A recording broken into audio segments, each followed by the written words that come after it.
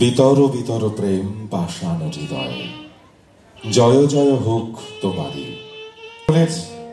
ভীষণ ভীষণ প্রয়োজন সেই শান্তির দূতের কথা, তার রচনার কথা আমাদের প্রাণে প্রাণে, আমাদের গানে গানে, আমাদের প্রত্যেকের অন্তরে প্রবাহিত করা।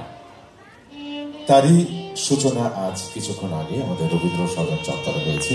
এই মুহূর্তে আমরা প্রভাতী কবি প্রণামে প্রেক্ষাগৃহে আমাদের মধ্যে উপস্থিত আছেন সম্মাননীয় শ্রীযুক্ত সুবীর সরকার মহাশয়, সম্মাননীয় মহকুমা তথ্য সংস্কৃতি আধিকারিক বহরমপুর। আমরা তার কাছে অনুরোধ করব তার মুখ নিঃসৃত বাণী দিয়ে আমাদের আজকের অনুষ্ঠানের শুভ সূচনা হোক।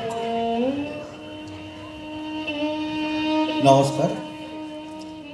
সবকিছু শুরুতেই একটা স্বাগত ভাষণ দেওয়া সরকারি প্রথা, সেই প্রথাটা সম্পন্ন করার জন্যই আমি মাইক্রোফোনটা নিয়েছি।